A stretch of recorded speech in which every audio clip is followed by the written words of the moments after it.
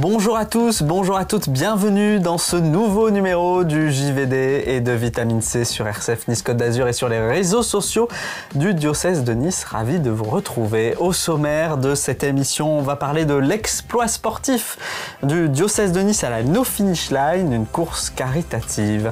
Également dans l'actualité, mais cette fois-ci dans la partie agenda. Ce sera le 4 mai prochain qu'il y aura un pèlerinage pour les vocations. Ce sera au sanctuaire de Laguet. Et puis, notre invitée aujourd'hui est Bérénice Gerbeau. Elle est assistante pastorale du vicaire général du diocèse de Nice et on parlera avec elle de la dynamique Mission Azur et des formations qui gravitent autour pour faire un point sur ce qui se passe depuis 2017. Voilà, vous avez le programme. Tout de suite, place donc à l'actualité.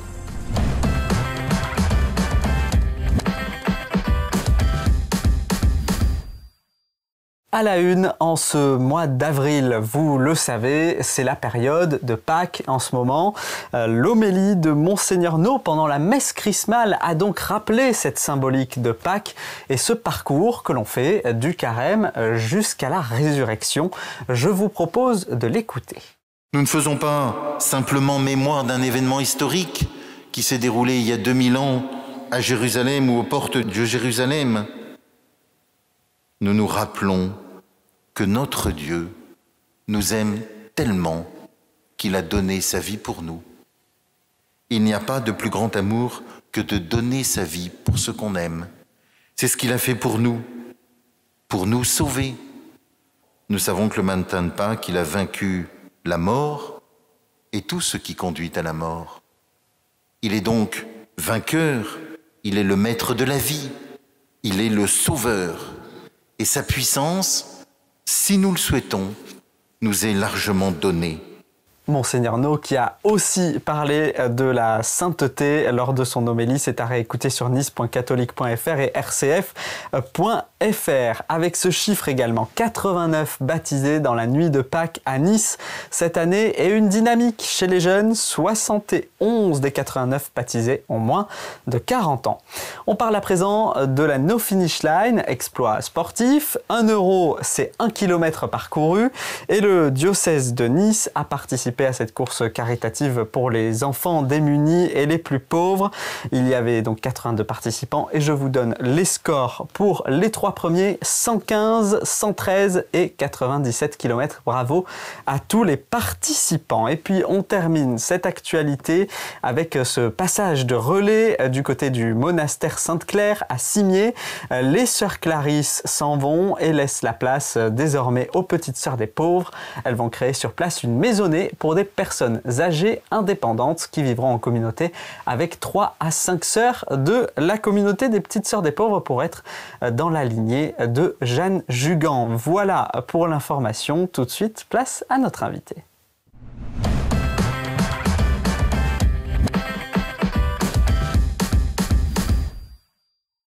Bérénice Gerbeau, bonjour. Bonjour Stéphane. Vous êtes assistante pastorale du vicaire général. Merci d'être avec nous dans ce numéro du JVD et de Vitamine C. On va parler déjà de la Mission Azur qui a commencé en 2017 et on fait un point d'étape sur cette Mission Azur dans cette émission.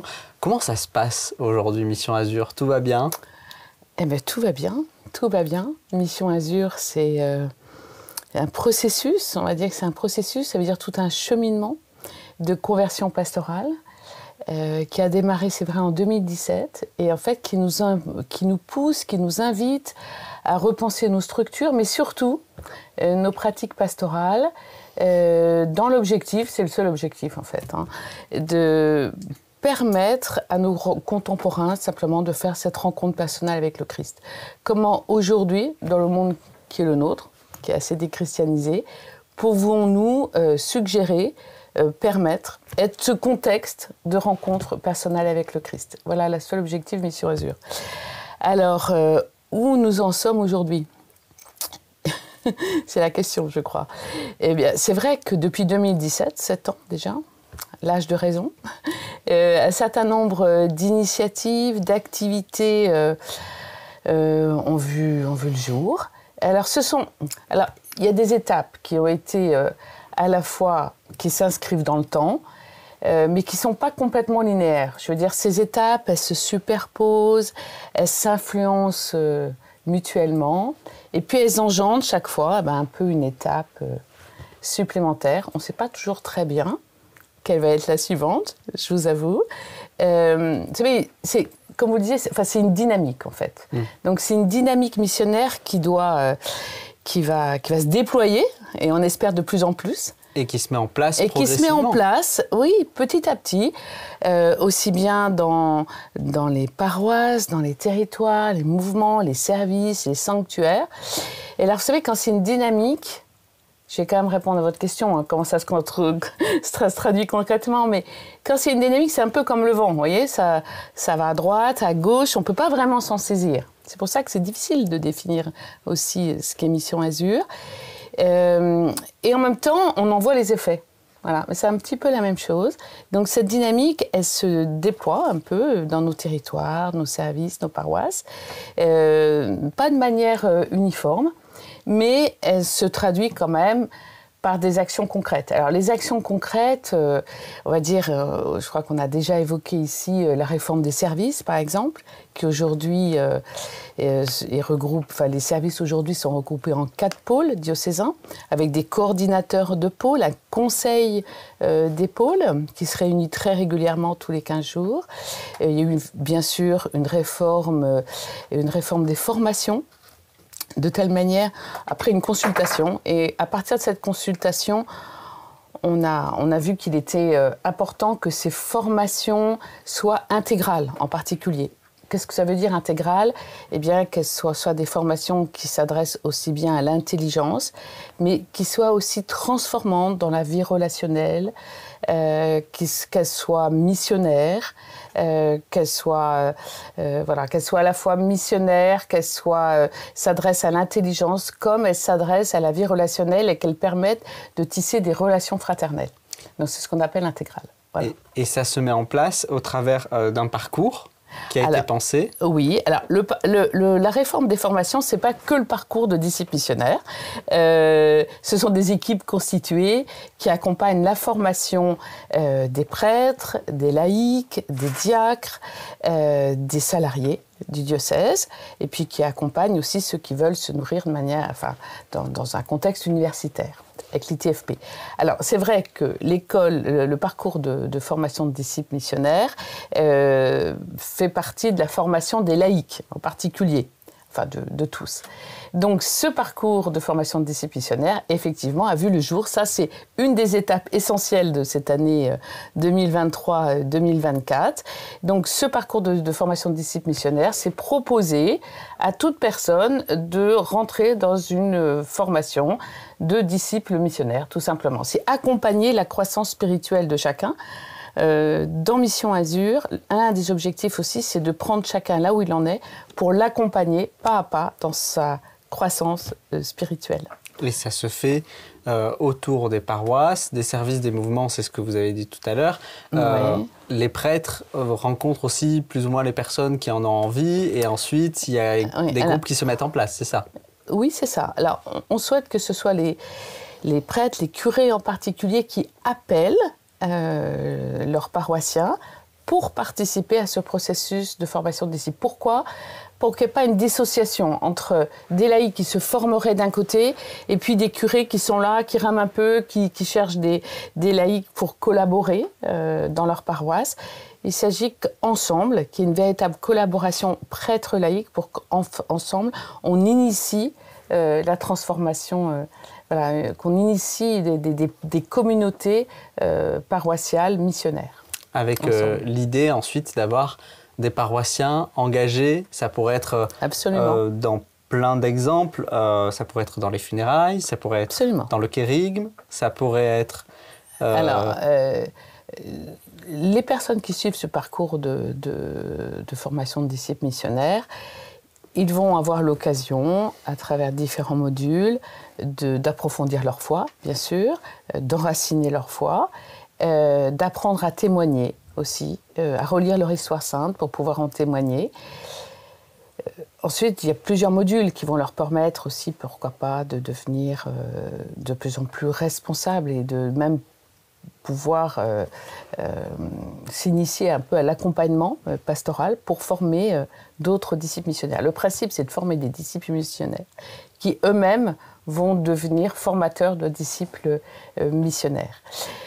Donc, une fois qu'on vit ce parcours, effectivement, l'objectif est de pouvoir s'engager dans la mission, toujours en échangeant, en collaborant avec son curé pour que le curé puisse aussi discerner avec la personne quelle est la meilleure place pour cette personne selon ses charismes, selon ce qu'elle est, ses talents, ses compétences, ses ressources. Et puis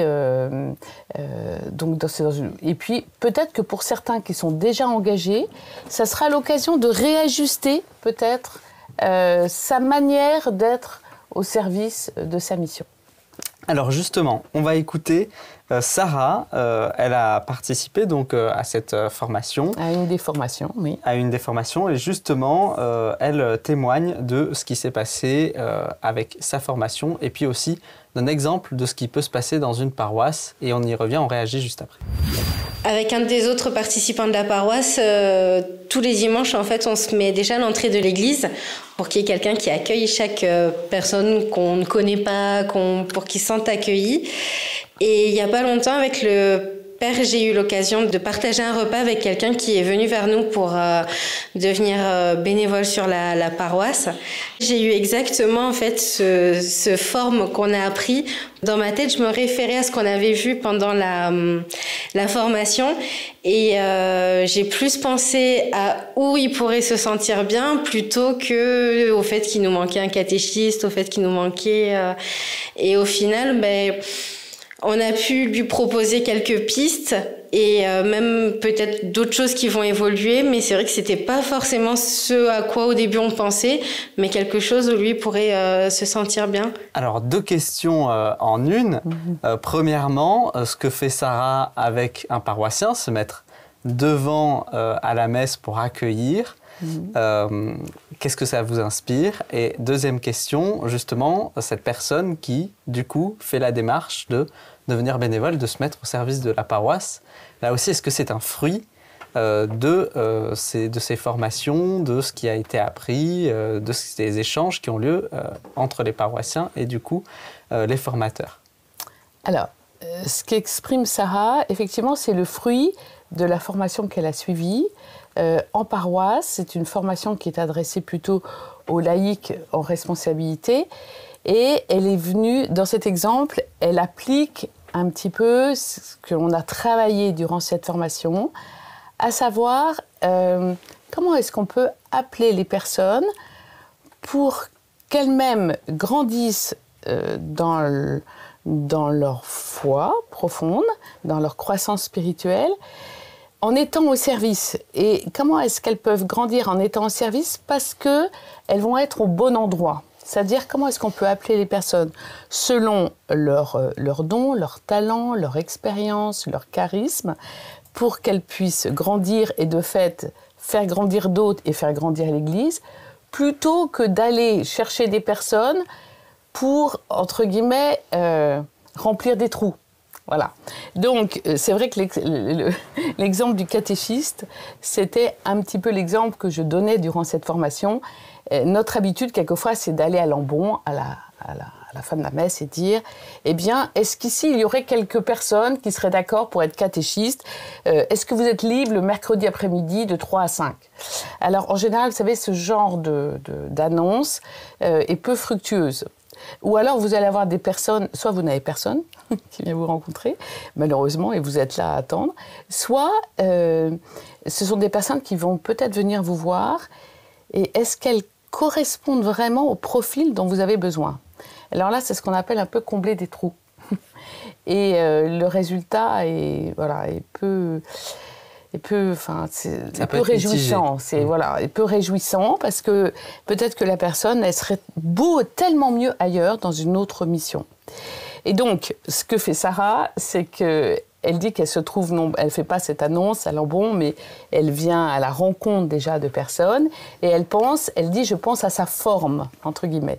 Alors, forme, c'est une C'est un peu un modèle avec 5 portes d'entrée qui permet de mieux connaître la personne. Alors, le F de forme, ce sont ses forces spirituelles, en fait, ce sont ses charismes. Le O, ce sont ses orientations du cœur, un peu ses passions, ce pourquoi elle vibre.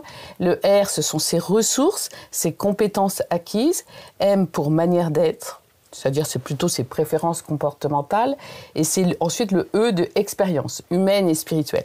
Donc elle dit qu'elle a accueilli cette personne en ayant un peu, si vous voulez, alors on n'enferme pas les personnes, hein. Il ne s'agit pas d'enfermer les personnes, mais d'avoir quelques repères sur ce que peut être cette personne et voir si profondément cette personne serait appelée à être, par exemple, elle donne cet exemple, catéchiste, pour qu'elle soit à la meilleure place possible, qu'elle puisse elle-même être ressourcée lorsqu'elle va être au service, parce qu'elle va être pleinement à sa place, et puis faire grandir l'Église de cette manière-là et faire grandir d'autres. Voilà, parce que justement, si tout le monde est à sa place... Eh bien, le royaume grandit, il peut croître, absolument. Oui, voilà. C'est ce qui s'est déjà vu dans certaines paroisses. Vous avez un retour d'expérience là-dessus ? Oui, on voit, alors je disais tout à l'heure, on ne sait pas toujours très bien là où se diffuse le vent, là où cette dynamique se déploie, mais quand même, concrètement, eh bien oui, il y a des paroisses dans ce diocèse qui à la fois se saisissent de ces formations et puis réfléchissent ensemble en EAP, avec leur conseil pastoral, qui réfléchissent aussi à la manière peut-être de renouveler leur pastorale pour qu'elle soit adaptée aujourd'hui, au monde d'aujourd'hui, que ce soit peut-être une pastorale centrée sur l'annonce du kérygme, très concrètement, sur l'annonce du Christ ressuscité, qui est mort pour chacun d'entre nous, qui pense peut-être aussi l'accompagnement. Vous avez vu, ça, très certainement, comme journaliste, vous avez vu qu'il y a une explosion des catéchumènes cette année dans tous les diocèses, y compris dans notre diocèse. On a de plus en plus de jeunes catéchumènes, de jeunes adultes. Alors, c'est magnifique. La question, eh bien, c'est comment on va accompagner ensuite tous ces catéchumènes. Comment on ne va pas les lâcher là, parce que sinon on ne les revoit plus dans 2 ans. Comment petit à petit ils vont intégrer leur paroisse, l'Église, comment on va prendre soin d'eux et les faire grandir petit à petit dans leur foi. Voilà, 71 des 89 personnes baptisées à Pâques dans le diocèse en moins de 40 ans. Ça fait partie des chiffres à retenir. Cette formation, elle a aussi son petit passeport, oui. un petit objet concret. Je l'ai amené. Je savais que ce serait sympathique. Donc voilà, je montre le passeport. Un passeport, c'est quand même... je trouve que c'est un peu exaltant. Ça nous donne envie de partir, de décoller pour vivre ce parcours de disciple missionnaire. Donc c'est un passeport qu'on remet à chaque écolier et qui lui permet petit à petit de valider les différentes étapes, parce que c'est un parcours progressif, donc les différentes étapes de ce parcours. Donc on démarre par la carte d'embarquement, avec 4 rencontres qui donnent les repères essentiels de la vie chrétienne. On poursuit par une escale missionnaire. Alors une escale missionnaire, ça peut être une rencontre diocésaine. Il va avoir lieu, par exemple, j'en profite pour le dire, le 23 novembre, une grande rencontre diocésaine pour toutes les EAP et puis les services diocésains. Donc une escale missionnaire, ça peut être le congrès mission. Ce passeport ensuite se poursuit avec l'escale de l'école des témoins, que environ 600 personnes ont déjà vécu dans le diocèse. Donc cette année, on a encore eu 3 écoles de témoins, dont une dans le Haut-Pays niçois. Et c'est une joie de pouvoir maintenant aussi répondre à cette formation dans l'arrière-pays, enfin dans le Haut-Pays moyen, le Haut-Pays niçois. Donc l'école des témoins, c'est un parcours en 10 rencontres pour approfondir sa foi et relire son histoire sainte pour pouvoir en témoigner. Et puis dès septembre, un module, Repères pour croire, qui va démarrer, qui est plus un module biblico-théologique, qui sera, en fait, c'est explorer le credo. à partir de l'abrégé du catéchisme de l'Église catholique. Et puis on va poursuivre, on va mettre en place petit à petit les autres modules. Alors bien sûr, pour accéder à Repères pour croire... J'allais demander. Voilà, il y a un prérequis, c'est avoir vécu au moins l'école des témoins et encore mieux la carte d'embarquement et une escale missionnaire. Alors petit à petit, l'écolier... on tamponne, on valide, et petit à petit, on grandit dans la foi. On peut le montrer Bien sûr. Dans ce sens-là. C'est fait comme un vrai passeport, avec donc le petit tampon qui va être appliqué à chaque fois. Comment, justement, on participe à cette carte d'embarquement? On se rapproche de son curé? Oui, le mieux, c'est de se rapprocher de son curé. Alors, ça peut être le curé qui vous invite. C'est très bien, et vous discernez avec lui. Ou alors, vous avez le désir de participer au parcours de disciples missionnaires, vous allez rencontrer votre curé, et puis vous discernez ensemble, et vous lui dites un peu où vous en êtes, et il va certainement vous encourager, et vous allez voir quelle école des témoins vous pouvez rejoindre, ou quelle session, quelle carte d'embarquement. Il y a une carte d'embarquement qui commence en juin. Il y en aura d'autres encore en septembre. Il y en aura 3 encore l'année prochaine. Mais si vous voulez accéder à la carte d'embarquement, en juin, vous en avez une. Voilà, il suffit d'aller voir sur le site du diocèse. Merci beaucoup, Bérénice Gerbeau. Et si par curiosité, justement, vous voulez voir ces gens qui ont leur carte d'embarquement, qui ont fait partie de l'école des témoins, revoyez sur YouTube la messe chrismale. Il leur est remis un vêtement rouge, une écharpe. Oui, l'école des témoins se termine par un envoi en mission par notre évêque et par le vicaire général.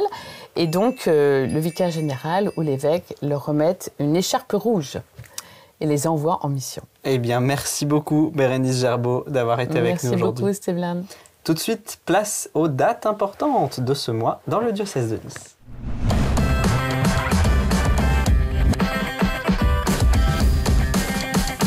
Dans l'agenda de ce mois d'avril, direction Grasse pour commencer avec un rendez-vous ce dimanche 16 avril de 15h à 17h en l'église Notre-Dame des Chênes. C'est la fête de la miséricorde qui a lieu avec au programme louanges, enseignements, chapelet, adoration, prière pour la guérison et confession. Vous pouvez vous y rendre. Le culte et la fête de la miséricorde auront lieu là-bas donc ce 16 avril, un grand rendez-vous paroissial. Soirée louange à Mandelieu, cette fois-ci le 20 avril à l'église Notre-Dame du Liban. Ce sera à 19h30. Prédication par le Père Franklin Parmentier sur la thématique « Jésus peut tout ressusciter ». L'entrée est libre. Et puis la pastorale des vocations vous donne rendez-vous le 4 mai de 9h30 à 15h30 au sanctuaire diocésain de Notre-Dame de Laguet pour le 2e pèlerinage des vocations du diocèse. Au programme, neuvaine, messe, enseignement par l'évêque de Nice et puis des ateliers également pour les jeunes. Donc venez avec vos adolescents. Repas au choix, vous pouvez soit apporter votre pique-nique, soit réserver votre déjeuner à l'hôtellerie si vous avez prévu de venir. Voilà pour l'actualité et l'ensemble des dates sont à retrouver sur nice.catholique.fr. Vous cliquez sur l'onglet Agenda. C'est la fin de ce JVD et de Vitamine C. Merci de l'avoir suivi. Merci à l'équipe communication du diocèse de Nice pour la réalisation et on se retrouve bien sûr le mois prochain.